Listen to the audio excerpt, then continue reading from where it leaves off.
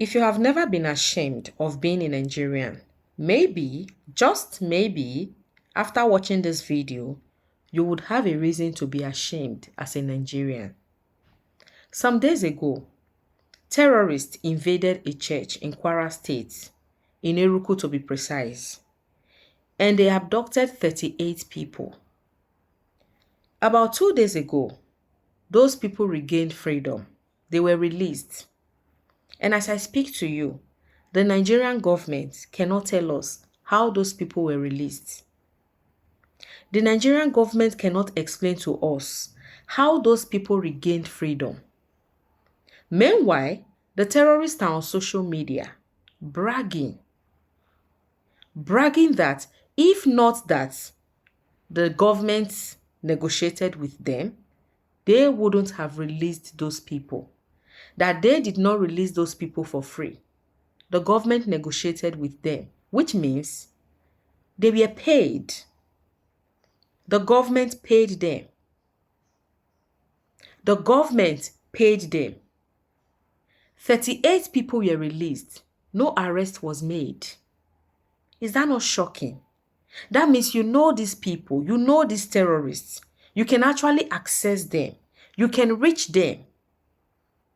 Why are they not being arrested? Why are you paying them? For how long will the Nigerian government continue to settle terrorists? For how long? I'm going to play a video for you. And after watching that video, I believe that you would have a reason to be ashamed as a Nigerian. Watch the video. I'll be right back. We've heard that people who've taken these students are likely to be bandits who are likely to ask for a ransom payment. Has any such ransom demand been received? As far as I know, no. And no indication of who they are? Well, I said the security people, they know all the bandits right. that operate in that axis. They know them. They know them. So. What about their location? Is that known as well? They know. I don't want to be talking about the way they do their work, but I said they know all the gangsters operating along that route. So why can't they destroy them before they go and attack these places? I don't understand why they have to kind of wait. Collateral damage. Look, our people are living around where they operate. So you can't just go there. Look, something happened some years ago in I think Borno State. Ran. Even in somewhere, I think Sokoto or so, when the military thought they had the right satellite connection or something, and they went to bomb somewhere, only to find out yes, we heard they bombed the wrong people. Yeah. And they need to be very careful that in the course of chasing these bandits, you don't go and bomb innocent Nigerians. Yeah, but you just said they know where they are. I said no. They know where they operate. They know where they operate. Right. So basically, you don't really have a clue at this stage, and I mean you, not you in particular, but the government in general, about how to deal with this. I mean, that's the way it sounds. Government has a clue. I said, in the case of Niger, let the school authorities, let them even tell the security people, these are the people missing. So they know they have a picture of what the problem they really want to deal with. Yeah, but you have a picture. I mean, everybody knows that according to the according school, to the CAN chairman, they said, more than 300 give us people have the been names. Give us the names. They don't want to give us the names. Why?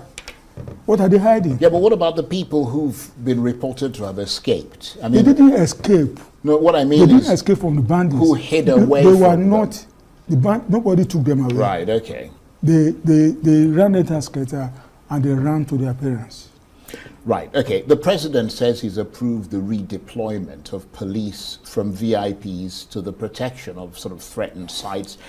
Do you know where they're being sent to, those police that are it's a matter of details for the police authority to work out. What the president was concerned with is basically that in many, in fact, let me give you an example. One day we traveled from Kano to Dutse, about 2 hours on the very good road. Along that stretch, you only saw one police vehicle.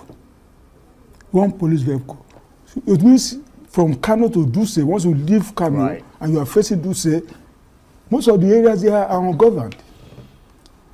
So No security presence, no police, nothing. Well, the reason I'm asking you that is because, I mean, I'm wondering where they're being sent to, because we're hearing from No, people. many of our, like Eruku, when that incident happened, how many policemen were in Eruku? I think I landed either 3 or 4. So they could do nothing. Yeah. Either 3 or 4. So with 3, in fact, I think, and I land they had, out of the 3 or 4, they had only 1 rifle.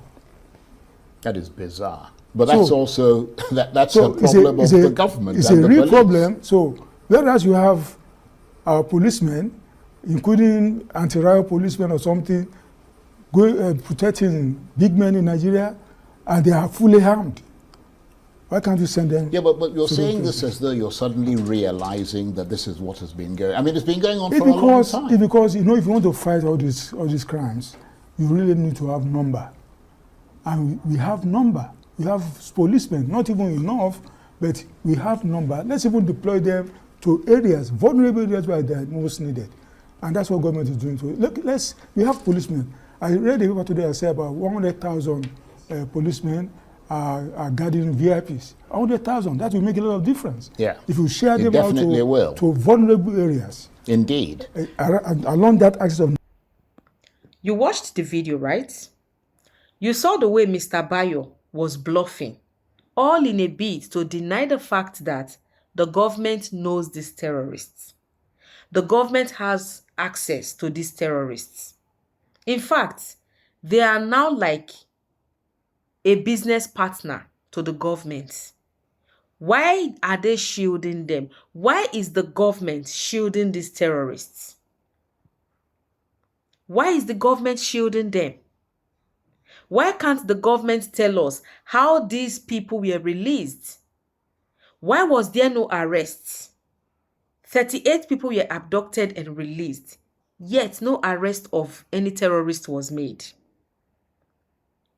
And you think these people would stop? They would not stop.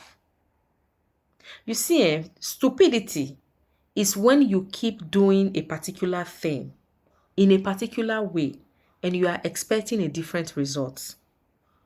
You cannot get a different result if you don't change your method. The governments have been having peace talks with these terrorists. They have been negotiating and paying them. At the end of the day, it keeps getting worse. It only makes the situation worse. Of course, kidnapping and killing Nigerians is now like a business. They would not stop. Why can't you get hold of these terrorists and execute them? Why not execute them? They should not be scared of dying. If they can take lives, they should not be scared to die. Yes. Why call them repentant terrorists and then recruit them into the army? Why? Why do that? Why are you negotiating with them? For how long are you going to keep negotiating with these people? For how long? Even the negotiation is not helping matters. Why not change your method and do it another way? At least, if you start executing them, if you start making them face the consequences of their wicked actions, it will serve as a deterrent to others. But no, you keep negotiating with them. They are your business partners. They are your business partners. Why the government is yet to tell us how those 38 people were released. The terrorists are on social media bragging about how bigger they are than the government. Yeah, they are bigger than the government.